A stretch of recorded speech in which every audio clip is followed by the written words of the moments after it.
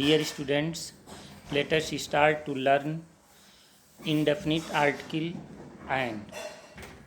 जैसा कि कल हमने यूज ऑफ ए देखा, आज हम सीखेंगे कि एन का प्रयोग कहाँ कहाँ और किस किस शब्द के पहले होता है।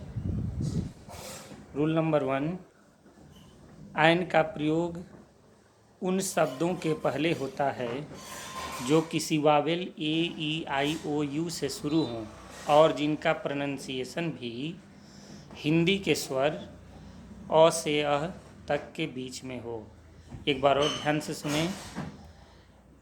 एन का प्रयोग केवल उस शब्द के पहले होता है जो अंग्रेजी के Wavell A E I O you से शुरू हों और उनका उच्चारण भी ए ई आई ओ यू की तरह हो। अन्यथा अगर उनका उच्चारण ए ई आई ओ यू की तरह नहीं होता है या हिंदी के स्वर की तरह नहीं होता है, तब उनके आगे सिर्फ ए का प्रयोग होता है। जैसे एग्जाम्पल के लिए एलिफेंट ई से शुरू होता है और इसका उच्चारण हिंदी के स्वर ए से मिलता है, तो हम इसके पहले एन लगाएंगे। ओनियन के पहले एन लगाएंगे क्योंकि इसका उच्चारण हिंदी के स्वर ओ से मिल रहा है। ईगल के पहले एन लगाएंगे, अम्ब्रेला के पहले एन लगाएंगे। लेकिन यूरोपियन, जो भले ही EUROPEAN के रूप में लिखा जाता है, लेकिन उसका उच्चारण हिंदी के व्यंजन से मिल रहा है, अतः इसके पहले सिर्फ ए का प्रयोग होगा, एन का प्रयोग नहीं होगा। इसी तरह से यूनिवर्सिटी जो यू से शुरू होता है किंतु उसका उच्चारण हिंदी के व्यंजन से मिल रहा है, अतः उसके पहले ए का प्रयोग किया जाएगा। रूल नंबर 2, एक एन का प्रयोग उन शब्दों के पहले होता है जिनमें पहला अक्षर एच साइलेंट हो और जोर वावे पे दिया गया हो। जैसे an honest man, an honourable man, an hour etcetera.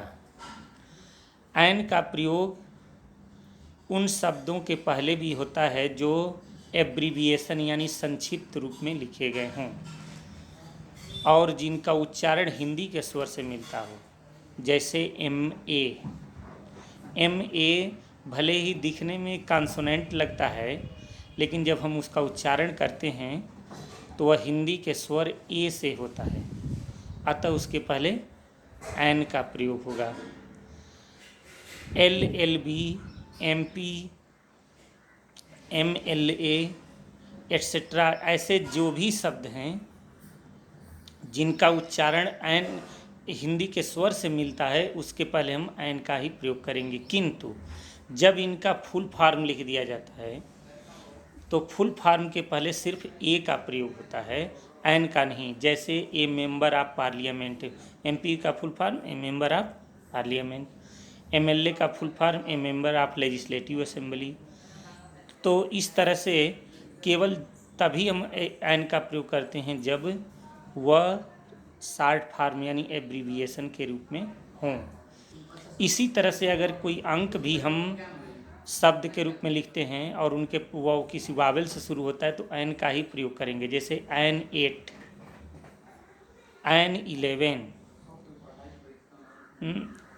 धन्यवाद, और आप इस पर अपना होमवर्क करके प्रेषित करें ताकि उसको जांच किया जा सके।